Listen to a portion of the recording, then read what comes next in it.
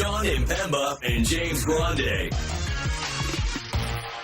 What is going on, everybody? John Impemba here with James Grande. Welcome into the Better Baseball MLB DFS Playbook Podcast. Here we are recording for Monday's 3-game main slate. James, we have just 3 games to kick off the week because this is the final week of the MLB regular season. This is the beginning of the end for us here with the Better Baseball MLB DFS Playbook live show.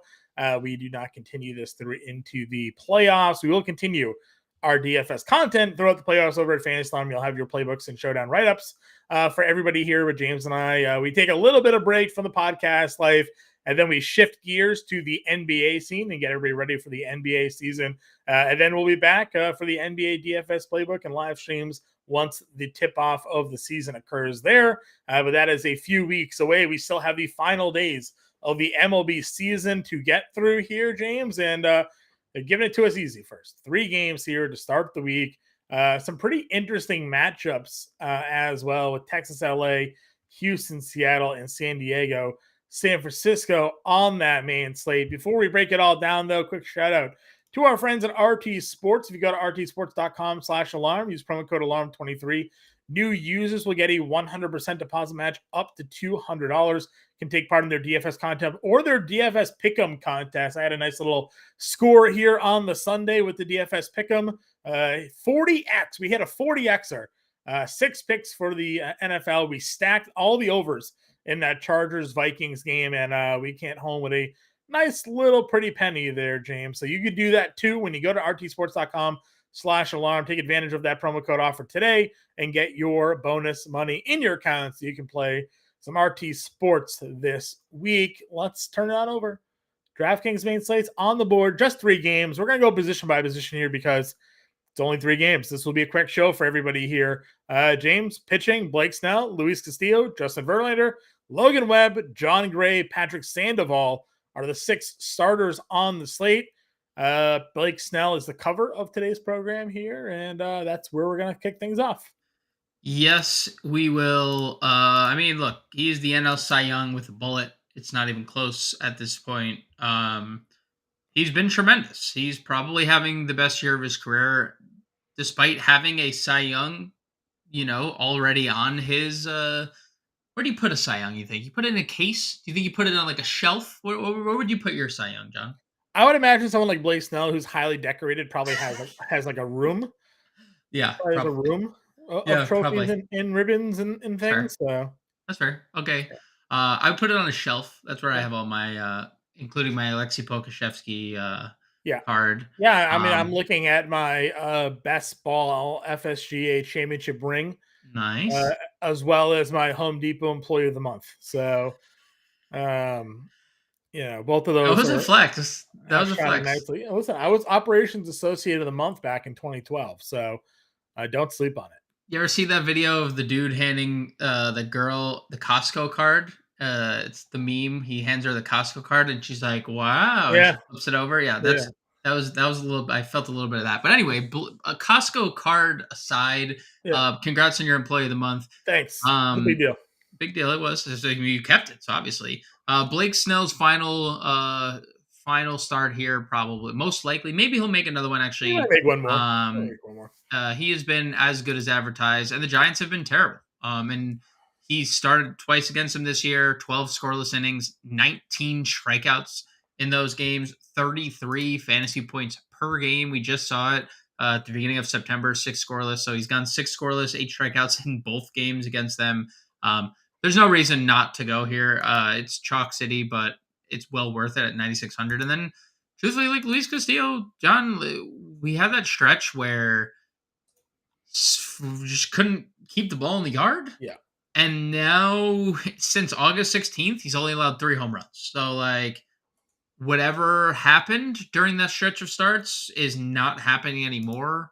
And I know 26 home runs in 31 starts isn't great, but he allowed 1 home run this year against Houston in his 2 outings against them. Yeah, and that's great. And he's been good against them. I mean, 2.57 ERA in those 2 starts.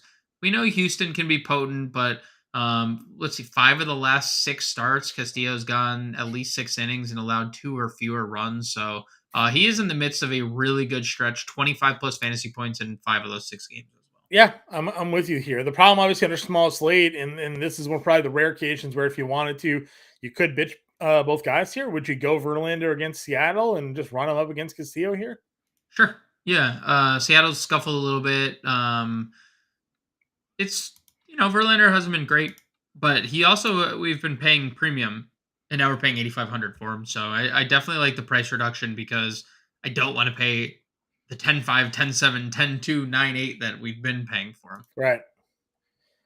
Value tier ish, I guess. Logan Webb at 79. Like that feels like a really good price tag for Webb. He's just running up against Snell. Then you have John Gray against a bad Angels lineup and Sandoval against Texas. We're not going to touch Sandoval here, but Gray hasn't been any good shakes either here. Do you find any appeal to any of these guys, or you just spread it out? I don't know. The Webb thing is a little interesting because the price, which I think you pointed out, but like, dude, San Diego's been amazing. Like they've lost one of their last they're like 11-1 their last 12 games or whatever, and yeah, it's a team they should have been this whole year. Correct, absolutely correct. Not going to dispute that at all. But it's happening right now, right? Like it's still they're in the midst of this. Like I think I saw that their playoff chances increased like 0.4% after they won like the 7th game in a row. They're 9-1 over the last 10 games officially. Like it's kind of they're for a team that's 2 games under, they're plus 91 run differential, right? Yeah. With the Cy Young winner on pitching. So like the Logan Webb thing is I know what you're saying, and you're not a guy who rosters Logan Webb ever. You haven't rostered him like once probably this year. No. Yeah. So to like I him is one thing. I actually think you probably that's you in a nutshell. Like I don't know if I would go here just with how good San Diego's offense has been, but I would probably take a stab at one of the 2 bottom guys, probably John Gray. I know he's again kind of in meh, but Angels have kind of been meh. They shut down Ohtani, they lost Trout's Rengifo, Trout's done, Ward's done, Cron's done, Moniak is done, Rendon's done. Like they're playing Joe Adele every day, So I don't hate the idea of getting John Gray. Sure. Over at the catcher position, then let's move on here.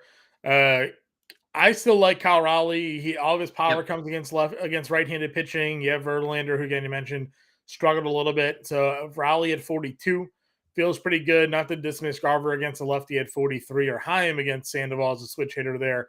But Raleigh's kind of where I'm keying in on. Yeah, I think he's the top play. And if you do want to target John Gray, Logan O'Hop, he's hit a couple of home runs in his last few games. I know the numbers don't look great, but if you look at like September in general, he has like 6 home runs, 7 home runs this month in total. This is a guy who's off to a really hot start and then suffered a pretty bad injury. So I would play Logan O'Hop here as my probably the other catcher. And then after that, there's really not much else because it's a small slate. So I don't think I'm going much lower. Anybody for you, or that's just Sam Huff? Did he get optioned? Yeah, he's not even on the team anymore. I would say I would punt him if he was still in the team, but he's not. Sure. First base position here again. Nathaniel Lowe's a lefty. Brandon Drury against Gray. I mean, this is one of the ugliest first baseman positions we've had in a while. Maybe it's just Nolan Chenal here, like a Shanuel, however you want to pronounce his name. 3,400 against Gray. Maybe that's where we look to go. Yeah, I would play him. Is it Chenal? I think. Chenal? So I called him Chenal, but Colby called him Shanuel. So, well, maybe Colby was just trying to get a little spice, Maybe. We'll look it up. See if there's a pronunciation on here, but do they have it on? No, I don't see it. Nevertheless, I would go there. I would also. I was gonna say Jared Walsh, but he's just been so bad, dude. He's been awful. I mean, Mike Ford maybe against Verlander if he's in the lineup. That's a home run, yeah, just for like a cheap home run. That's all he does. Maybe Ty France because he's cheap. Yeah, Ty France is cheap, but I mean, he hasn't been great. It's just again small slates. So I know, but what else? What like neither has I anybody, mean, you could go lefty Nathaniel Lowe. He's hit lefties well, or did at least last year. But He's also 5 for his last 39 too. Like it's not yeah, great, Bob. it's a small slate Blues there at first base. Second base is obviously a little bit better. Altuve, Semien, Kim here at the very top. Rojas down at the bottom at 31. Another one that you can take a peek at for some value. Yes, I mean Semyon stands out right away. Double dong the other day. He's been. What do we talk about? Like every end of year, nearly 30, 100, 117 runs and 15 stolen bases, and you're like, oh, Marcus Semien was great. But again, another hot like finish to his season, so I definitely go there. Halseon Kim trying to get 40 stolen bases. Like all he's doing is running these days. You could definitely get there. But that's probably it. Like I don't even know if there's any real There really isn't. value. Rojas was the guy I threw out there. Third base has Machado, Bregman, but you have Josh Young against a lefty. That's been our go-to spot for most of this year. So got him at 48. Maybe go Ezekiel Duran at 33 down here for some value. But again, small slate Blues here.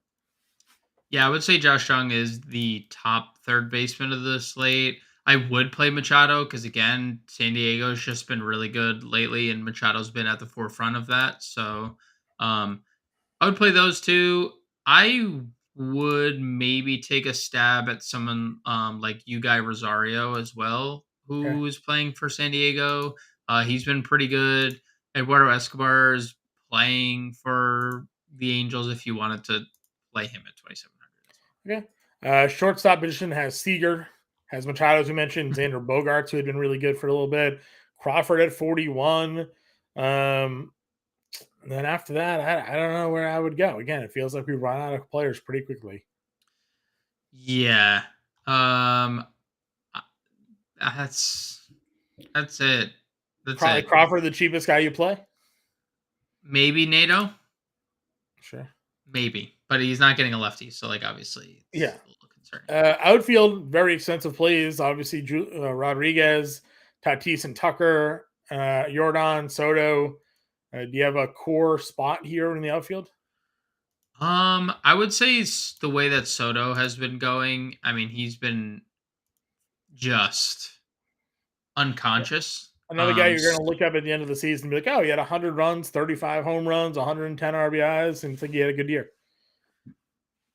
He's been unconscious. That's all I'll say.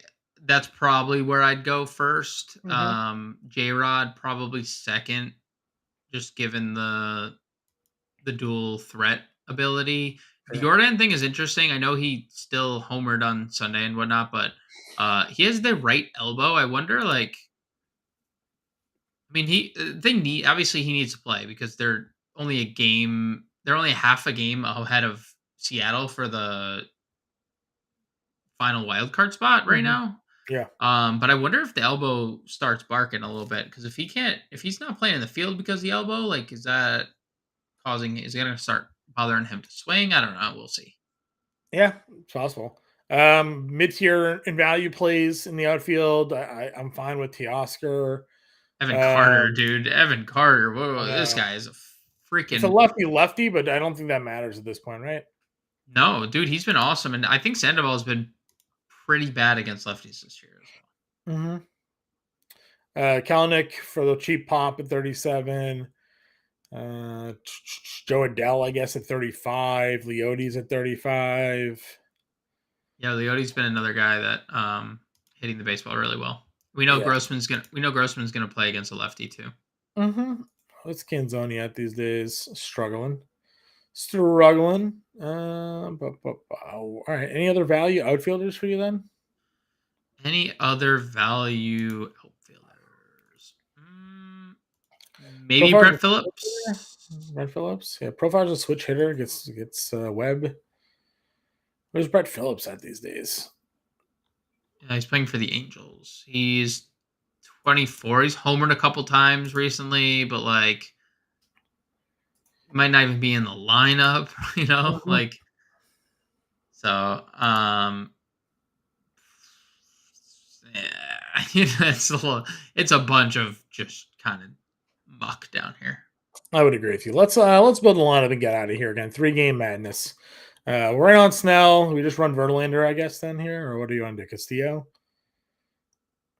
I'd rather Castillo if we can do it. If we can Okay. afford. We if we can afford to do will. it. We will definitely do our damnedest. Guess we're going to do a Hoppy with Chenal. Yeah. Second base gives us 4K a play. You liked Simeon. Well, 30%. where can we get value? Outfield? Outfield is probably the value. Joe Adell. We're just stacking Angels against Sean Gray. Yeah, I guess so. Or Adele, Texas, Grossman, 32.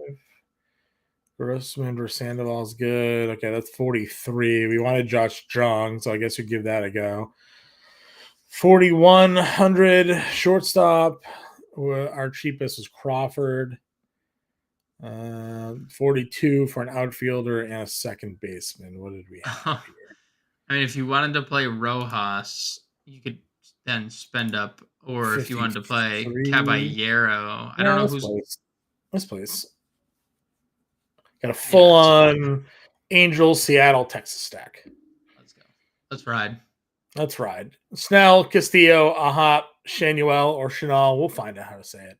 Rojas, Young, Crawford, Adele, Grossman, and Adolis Garcia here. Quick look at a 3-game lineup. It's going to be ugly, but James is on your playbook, so he'll steer you correctly, getting you all ready for this 3-game Monday slate. We'll be back for the probably very abbreviated, shortened live stream at 5 o'clock Eastern time. But get in the Discord, get us on Twitter, and we will catch you all later.